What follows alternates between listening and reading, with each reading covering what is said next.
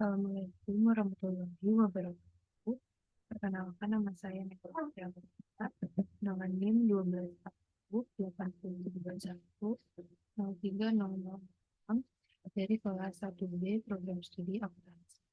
Video ini saya buat untuk UTS mata kuliah Matematika Ekonomi dan Bisnis yang diampu oleh Bapak Dr. Adi Jamal, SPMS. Semoga dengan video presentasi ini dapat bermanfaat dan dapat bermanfaat. Di sini saya akan membahas soal nomor 2. Jadi di soal nomor 2, kata itu stok barang PT Amanah pada bulan Februari 2020 adalah 200. Diperkirakan rata-rata permintaan barang pada usaha tersebut adalah 40. Lalu, berapakah stok barang pada bulan Desember 2020? Jadi, untuk menghitung stok barang pada bulan Desember 2020, kita perlu mengetahui berapa lama periode dari Februari 2020 sampai Desember 2020 dan rata-rata permintaan barang. Nah, langkah-langkah penyelesaian yang pertama kita menghitung periode waktunya dulu dari bulan Februari sampai Desember. Itu ada 11 bulan. Lalu yang kedua, rata-rata permintaan barang per bulannya ada 40 dan kita menghitung total permintaannya, yaitu menggunakan rumus permintaan bulanan dikali jumlah bulan. Jadi 40 dikali 11 sama dengan 440. Lalu di stok awalnya ada 200 dan stok akhirnya rumusnya stok awal dikurangi total permintaan. Jadi 200 dikurangi 440 sama dengan negatif 240. Jadi kesimpulannya stok barang pada bulan Desember 2020 diperkirakan akan habis dan mengalami kekurangan sebesar 240 barang. Di soal nomor 3, di kota Antah Berantah pada Januari 2020 dilaporkan bahwa jumlah kasus COVID-19 pada bulan Januari adalah sebesar 400 kasus. Diperkirakan historis perhitungan tingkat pertumbuhan kasusnya sebesar 1% per minggu. Berapa jumlah kasus COVID-19 di kota Antah Berantah bulan Mei 2020? Nah, di soal kan sudah diketahui bahwa jumlah kasus awalnya ada 400 kasus per Januari 2020. Lalu kita menghitung jumlah minggu dari bulan Januari hingga bulan Mei. Jadi di sini ada 17 minggu. 17 minggu itu dari mana? Jadi dari 4 minggu di bulan Januari, ditambah 4 minggu di bulan Februari, ditambah 4 minggu di bulan Maret, ditambah 4 minggu di bulan April, dan 1 minggu di bulan Mei. Lalu kita bisa menghitung dengan menggunakan rumus bunga majemuk. Nah, rumusnya itu adalah Fn sama dengan P ditambah 1 dikurangi I pangkat N. Jadi Fn-nya itu adalah 17, P-nya itu adalah 400, ditambah 1, ditambah 0,01 maka 17. Jadi 400 itu didapat dari P, P400 itu didapat dari jumlah kasus COVID per bulan Januari. Lalu I-nya itu didapat dari pertumbuhan kasusnya sebesar 1%. Jadi kalau diubah ke bentuk desimal itu sama dengan 0,01. Lalu dipangkatkan 17. Jadi 400 ditambah 1,01 pangkat 17, yaitu hasilnya itu adalah 1,1887. Jadi 400 dikali 1,1887 hasilnya itu 475,48. Jadi kalau dibulatkan hasilnya itu 475. Jadi kesimpulannya jumlah kasus COVID-19 di kota Antah Berantah pada bulan Mei 2020 diperkirakan sekitar 475 kasus. Lalu untuk soal nomor 6. Gambarlah grafik fungsi kuadrat Y sama dengan 10X kuadrat dikurangi 1 dengan menentukan titik potong dengan sumbu Y, titik potong dengan sumbu X, dan titik puncak. Yang pertama kita menentukan titik potong dengan sumbu Y dulu. Yaitu ketika X-nya 0, maka Y sama dengan 10X kuadrat min 1, yaitu 10 dikali 0 dikurangi 1. Maka maka 0 kuadrat dikurangi 1. Maka hasilnya itu Y sama dengan min 1. Maka titik potong untuk sumbu Y adalah 0 dan min 1. Lalu kita menentukan titik potong sumbu X. Nah, di sini ketika Y-nya 0, maka 10X kuadrat dikurangi 1, maka 10X kuadrat sama dengan negatif 1. Lalu X kuadrat sama dengan 1/10. Lalu kita sederhanakan jadi X sama dengan akar 1/10 atau X sama dengan 1/10. Maka titik potong sumbu X adalah XY 1/10 dan 0 dan min 1/10 dan 0. Jadi nilai ini itu senilai dengan 0,316. Lalu yang ketiga kita menentukan titik puncaknya. Nah, untuk menentukan titik puncak kita bisa menggunakan rumus X sama dengan min B per 2A. A itu didapat dari fungsi kuadratnya yaitu 10. B-nya itu 0 karena tidak dicantumkan di soal. Lalu C-nya itu kita dapat negatif 1. Lalu tinggal kita masukin aja ke persamaan, maka 0/2 dikali 10. Maka sama dengan negatif 0/20. Maka hasilnya itu 0. Dan nilai X tadi itu kita substitusikan ke persamaan Y sama dengan 10X kuadrat min 1. Jadi Y 10 dikali 0 kurangi 1. Maka Y sama dengan negatif 1. Maka titik puncaknya adalah Y negatif 1. Jadi kita dapat titik itu X-nya 0 dan min 1.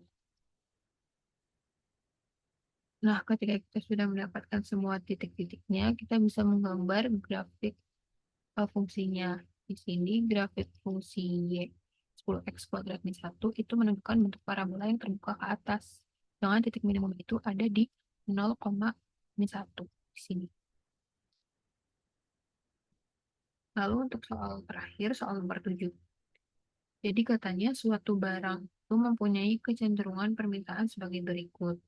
Jika harganya 20, jumlah unit yang diminta 120 unit.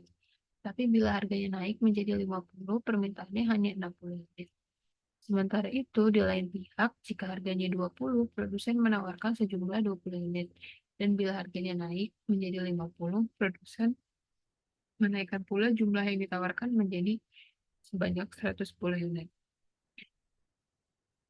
Tentukan A. Fungsi permintaan barang tersebut, B. Fungsi penawaran barang tersebut, C. Keseimbangan pasar, dan D. Tunjukkan keseimbangan pasar tersebut dalam diagram Kartesius. Untuk yang A, kita bisa mencari fungsi permintaannya dahulu. Soalnya kan tadi sudah diketahui bahwa P1-nya itu 20, P2-nya 50, Q1-nya 120, dan Q2-nya 60. Untuk mencari fungsi permintaan dan penawaran, kita bisa menggunakan rumus sebagai berikut. Nah, lalu dari soal-soal yang sudah diketahui tadi, tinggal kita masukkan aja ke persamaannya. Jadi, I dikurangi 120 sama dengan P dikurangi 20. 60 dikurangi 120 sama dengan 50 dikurangi 20. Jadi, Q sama dengan 120. Maaf, Q dikurangi 120 sama dengan P dikurangi 20. Per min 60 sama dengan 30. Lalu yang ini kita kali silang. Jadi 30 kali Q dikurangi 120 dan min 60 dikali P min 20. Jadi 30 dikali Q itu 30 Q. 30 dikali min 120 itu min 3.600. Lalu min 60 P. Min 60 dikali P itu sama dengan min 60 P. Dan min 60 dikali min 20 sama dengan 1.200. Kenapa dia positif? Itu karena ketika negatif bertemu negatif, hasil itu positif. Jadi min 30 sama dengan min 60P ditambah 1.200 ditambah 3.600. Kenapa ini positif? Karena min 3.600 itu pindah ruas ke sebelah kanan. Lalu 30Q sama dengan min 60P ditambah 4.800. Ini dari penjumlahan 1.200 ditambah 3.600. Maka Q sama dengan min 10P ditambah 4.800 dibagi 30. Jadi untuk idenya kita dapat min 6P dibagi 30 sama dengan min 2P tambah 4.800 dibagi 30 sama dengan 160. Jadi kita dapat Q-nya min 2P ditambah 160. Untuk fungsi penawarannya itu sama seperti tadi, dia hanya berbeda di kuantitinya saja. Jadi Q1 itu 20 unit dan Q2-nya 110 unit. Lalu kita masukkan ke persamaannya, jadi Q min 20 sama dengan P dikurangi 20 per 110 dikurangi 20 sama dengan 50 dikurangi 20. Lalu Q dikurangi 20 sama dengan P dikurangi 20 per 90 sama dengan 30. Lalu kita kali silang, maka 30 dikali P sama dengan 30 P. 30 dikali min 20 sama dengan min 600. Sama dengan 90 dikali P. Sama dengan 90 P min 90 dikali min 20 sama dengan 1800. Lalu 30 Q sama dengan 90 P min 1800 ditambah 600. Kenapa dia positif? Karena dia awalnya di luas sebelah kiri dan dia negatif. Ketika dia pindah ke sebelah kanan, maka hasilnya itu positif. Lalu 30 Q sama dengan 90 P dikurangi 1200. Jadi negatif 1800 ditambah 600 itu hasilnya 1200. Lalu Q sama dengan 90 P dikurangi 1200 per 30. Lalu dibagi 30. Jadi 90 P dibagi 30 adalah 3 P dan negatif 1200 dibagi 30 hasilnya min 40. Jadi kita udah dapat untuk fungsi penawarannya itu atau QS-nya itu 3P dikurangi 40. Nah, lalu yang ketiga itu kita mencari keseimbangan pasar. Rumus keseimbangan pasar itu adalah QD sama dengan QS. Jadi kan tadi QD-nya itu QD dan QS-nya udah kita cari ya. Nih, udah kita cari. Tinggal kita masukin aja ke persamaannya ya. Jadi min 2P tambah 160 sama dengan 3P min 40. Jadi min 2P dikurangi 3P sama dengan min 40 dikurangi 160. Jadi hasilnya min 5P sama dengan min 200. Lalu tinggal kita bagi jadi min 200 dibagi min 5P hasilnya adalah positif 40. Jadi kita udah dapat price-nya atau harga ini di keseimbangan pasar itu 40. Nah, lalu si P ini harganya itu kita substitusikan ke fungsi permintaan atau fungsi penawaran. Nah, di sini saya mensubstitusikan ke fungsi penawaran QS-nya. Jadi QS sama dengan 3P dikurangi 40. QS sama dengan 3 dikali 40 kurangi 40. Jadi QS sama dengan 120 dikurangi 40. Jadi kita dapat QS-nya itu adalah 80. Nah, lalu kita yang keempat itu menggambar grafik atau kurvanya. Caranya itu kita menentukan titik potongnya dulu. Nah, di fungsi permintaan kan tadi QD sama dengan min 2P tambah 160. Nah, kita menentukan dulu nih titik potong. Dengan sumbu G dan X itu berapa. Jadi, kita cari dulu nih titik potong dengan sumbu G. Ketika 0, maka QD sama dengan min 2 dikali 0 ditambah 160. Jadi, hasilnya itu 160.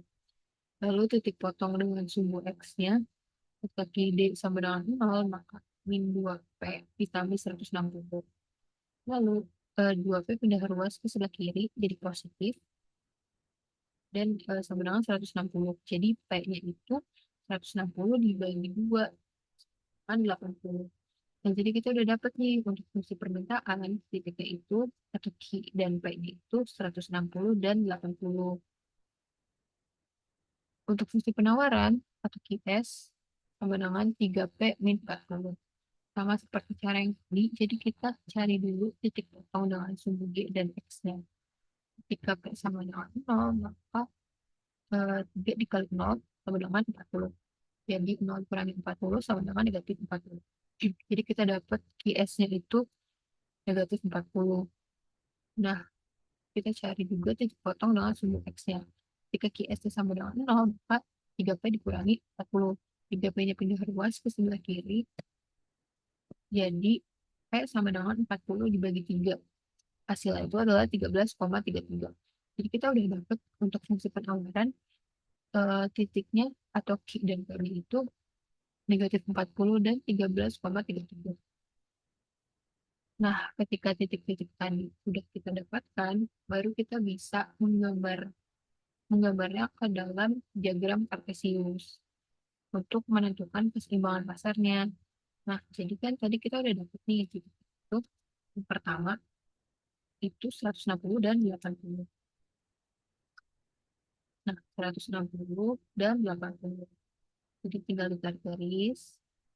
Lalu yang kedua titiknya itu negatif 40 dan 13,33. Jadi ini negatif 40 dan ini 13,33. Kita tarik garis, lalu titiknya akan bertemu di salah satu titik nih. Di sini bertemunya di 80 dan 40. Jadi 80 dan 40 ini di sini itu merupakan titik keseimbangan pasarnya. Seperti itu. Sekian presentasi dari saya mengenai jawaban soal UTS. Bila ada salah kata atau kurang yang mau diingatkan, terima kasih banyak. Assalamualaikum warahmatullahi wabarakatuh.